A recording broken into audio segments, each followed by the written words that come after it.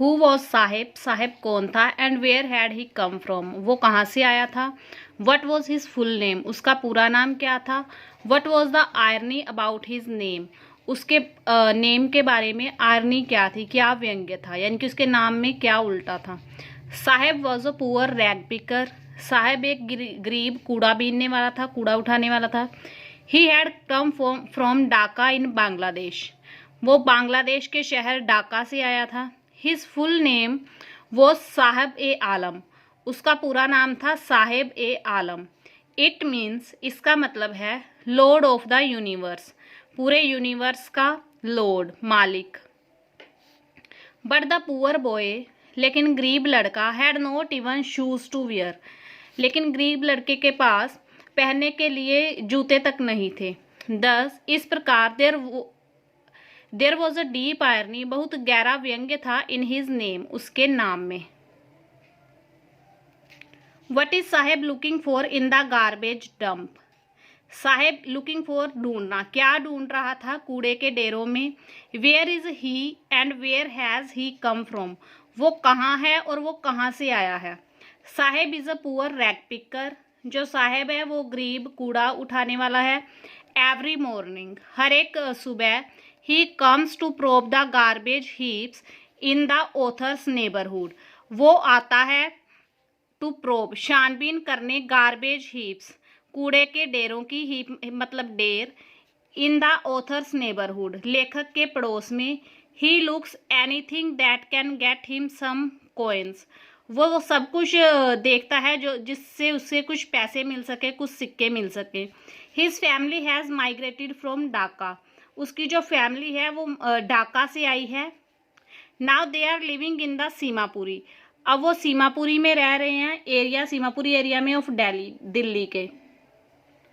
What does Saheb's mother told him, Saheb की mother ने उसे क्या बताया, about their coming to the big city, अपने बड़े शहर में आने के बारे में। Saheb's mother had told him, Saheb की मदर ने उसे बताया था कि दैट की their home used to be in the green fields of Dhaka, उनका घर हुआ करता था ढाका के हरे खेतों में। देयर वर मैनी स्टॉर्म्स, वहाँ बहुत तूफान आए।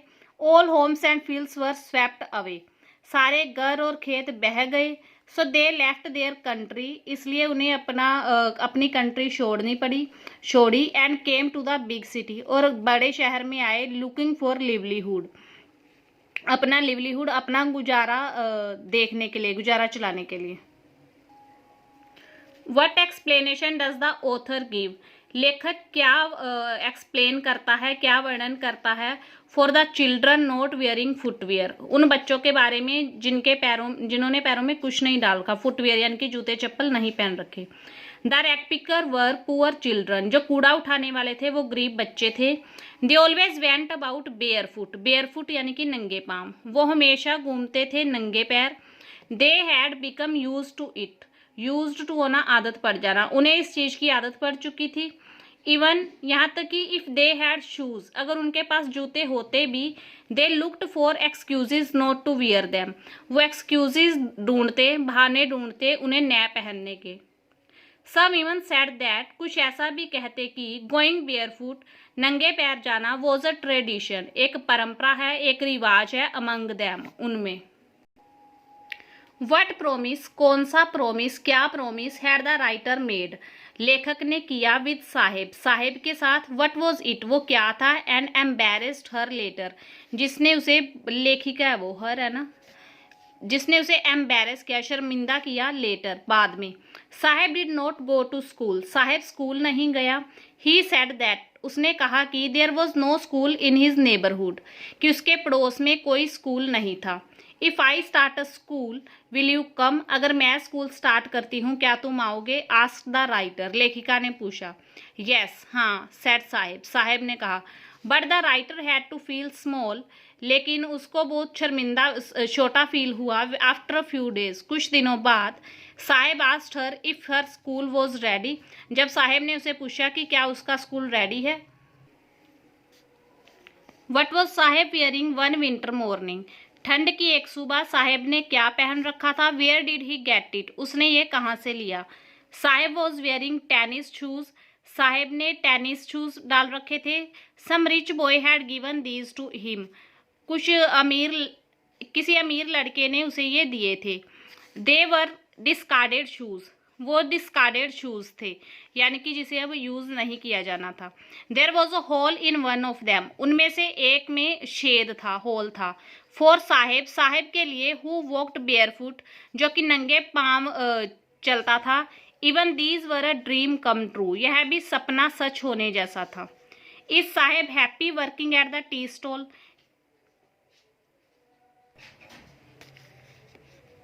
क्या साहेब टी स्टॉल पर काम करते हुए खुश था? एक्सप्लेन करें। नो, नहीं। Saheb does not feel happy there, Saheb को वहाँ खुश नहीं फील हुआ। He has lost his carefree look, उसकी जो बेपरवाह लुक थी उसने वो खो दी थी। ही इज़ पेड 800 रुपीज़, उसे 800 रुपये मिलते थे। And given all his meals, और सारा उसे भोजन भी मिलता था सारे दिन का। But he is no longer his own master, लेकिन अब वो अपना खुद का मालिक नहीं था। He belongs to the man, वो उस आदमी का हो चुका था। Who owns the tea shop, जो टी शॉप का चाय की दुकान का मालिक था। How does author describe the area of Seemapuri, author ने सीमापुरी के एरिया का वर्णन कैसे किया है? Seemapuri is a place, Seemapuri एक जगह है। On the periphery of Delhi, Delhi के बाहरी क्षेत्र में, यानी कि बॉर्डर पे। दोज हु लिव हियर, जो यहाँ पे रहते हैं, आर बांग्लादेशीज, वो बांग्लादेशी हैं, यानी कि बांग्लादेश से आए हुए हैं। दे केम हियर, वो यहाँ आए इन 1971, 1971 में। They live in a structures of mud, वो कीचड़ के एक बने घरों में रहते हैं। They have roofs of tin and tarpaulin, उनकी जो छतें हैं, रूफ्स हैं, वो टिन और तरपालों की बनी हुई हैं। They were all rag pickers, वो सारे कूड़ा उठाने वाले हैं। They have no sewage, drainage और रनिंग वाटर, उनके पास कोई भी किसी भी तरह का सीवेज यानी कि मल जल की सुविधा, ड्रेनेज निकासी की सुविधा, या फिर रनिंग वाटर चलता हुआ पानी की सुविधा नहीं है। What is the city of Firozabad famous, जो फिरोजाबाद शहर है वो किसके लिए फेमस है? या फिर what make the city of Firozabad famous, क्या फिरोजाबाद सिटी को फेमस बनाता है? Firozabad is famous for its bangle, जो फिरोजाबाद है वो अपनी चूड़ियों के लिए फेमस है, प्रसिद्ध है। एवरी अदर फैमिली, हर दूसरा परिवार, हेयर इज एंगेज्ड, यहाँ लगा हुआ है, इन मेकिंग बैंगल्स, चूड़ियाँ बनाने में। It is the centre of India's glass blowing industry, यह सेंटर है, केंद्र है इंडिया की कांच पिघलाने वाले उद्योगों का। इट मेक्स बैंगल्स, यह चूड़ियाँ बनाते हैं। For all the women of the land, धरती पे सारी औरतों की, रहने वाली सारी औरतों की। What is the condition of the children working in the glass furnaces of Firozabad, जो बच्चे कांच की भट्टियों में फिरोजाबाद में काम करते हैं उनकी क्या कंडीशन है? अबाउट 20,000 चिल्ड्रन, लगभग 20,000 बच्चे, work in the glass furnaces of Firozabad, काम करते हैं कांच की भट्टियों में फिरोजाबाद में। दे हैव टू वर्क, उन्हें काम करना पड़ता है। इन वेरी हॉट टेम्परेचर, बहुत गर्म तापमान पे। They work in dingy cells, वो छोटी छोटी झोपड़ियों में काम करते हैं। विदाउट एयर एंड लाइट, बिना हवा या रोशनी के। They have to work all day, उन्हें सारा दिन काम करना पड़ता है। दस, इस प्रकार, they lose the brightness of their eyes, वो खो देते हैं अपनी आंखों की रोशनी। हु वॉज मुकेश, मुकेश कौन था? What was his aim in life, उसका जिंदगी में क्या लक्ष्य था? Mukesh belongs to a family of bangle makers in Firozabad, Mukesh Firozabad में चूड़ियाँ बनाने वालों की फैमिली का लड़का था। He did not like the life, उसे लाइफ पसंद नहीं थी, ऑफ अ बैंगल मेकर, एक चूड़ियाँ बनाने वालों की। He wanted to be his own master, वह खुद का मालिक बनना चाहता था। His dream was to become a motor mechanic, उसका सपना था एक मोटर मैकेनिक बनना। How is Mukesh attitude to his situation different from that of his family, Mukesh का कौन सा दृष्टिकोण अपनी फैमिली से अलग था? अपनी सिचुएशन के बारे में, उसकी जो स्थिति थी उसके बारे में।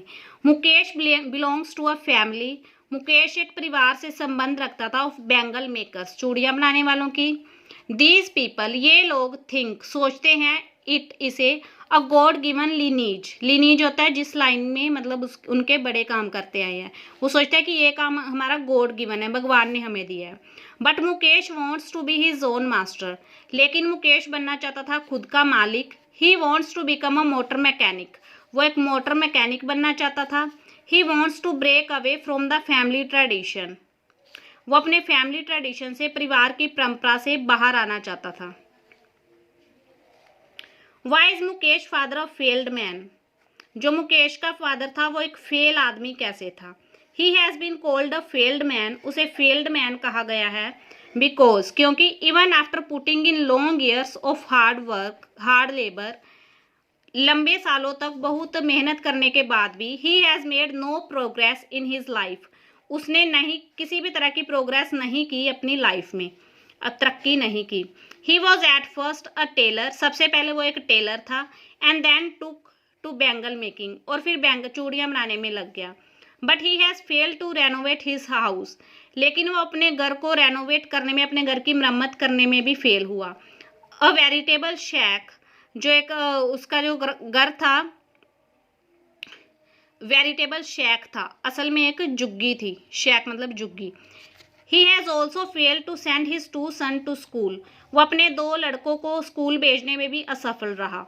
ही could only teach them how to make glass bangles, वो सिर्फ उन्हें इतना सिखा सका कि कांच की चूड़ियाँ कैसे बनानी हैं।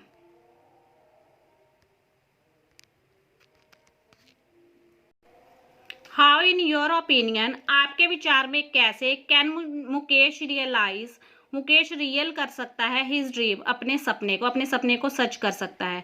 Mukesh wants to be a motor mechanic, Mukesh एक मोटर मैकेनिक बनना चाहता है।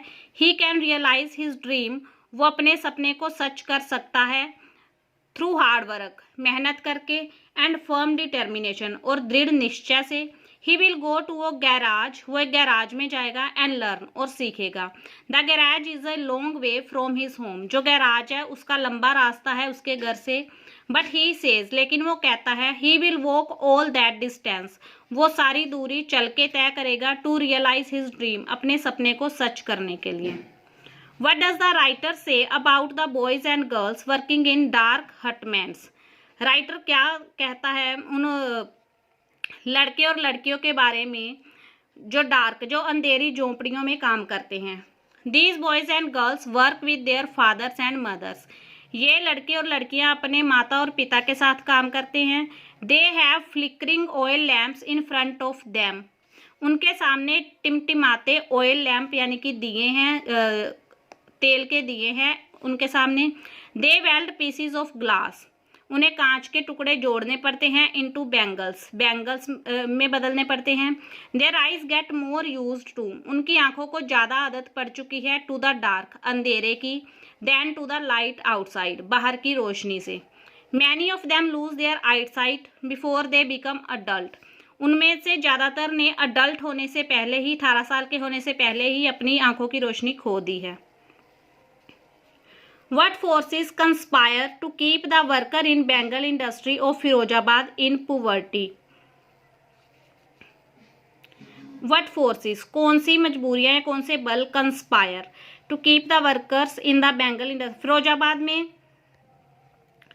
कौन सी फोर्सेस ने चाल चली हुई है, जाल चक्र बनाया हुआ है, बैंगल बनाने वाले जो वर्कर हैं उन्हें इसी इंडस्ट्री में, बैंगल इंडस्ट्री में, चूड़ियाँ बनाने वाले उद्योगों में रखने का, फिरोजाबाद में।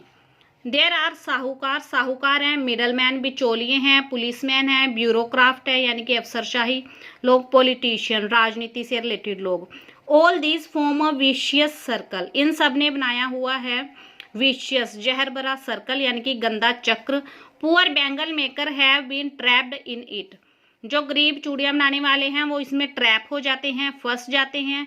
फॉर जनरेशन, पीढ़ियों से फंसते आए हैं। Now they have come to accept it, अब उन्हें ये स्वीकार करना पड़ता है एज समथिंग नेचुरल, किसी प्राकृतिक चीज की तरह।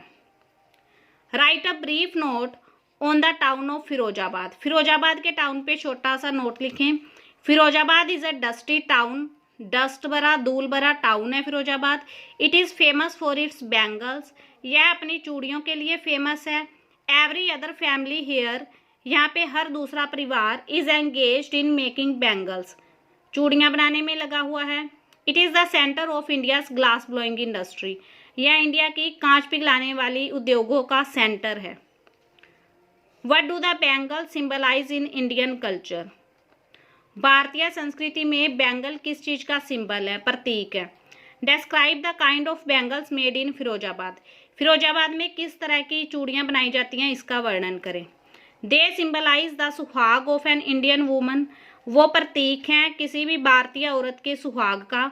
ग्लास बैंगल्स और every colour sunny gold, paddy green, royal blue, pink, purple etcetera are made in Firozabad, Firozabad में हर तरह की कांच की चूड़ियाँ, हर रंग की कांच की चूड़ियाँ, जैसे कि सनी गोल्ड यानी कि सुनहरी, पैडी ग्रीन, पैडी मतलब जो स्किन कलर होता है उस तरह की ग्रीन, रॉयल ब्लू शाही नीला रंग होता है उसी, पिंक गुलाबी, पर्पल जामनी आदि तरह रंगों की चूड़ियाँ बनाई जाती हैं।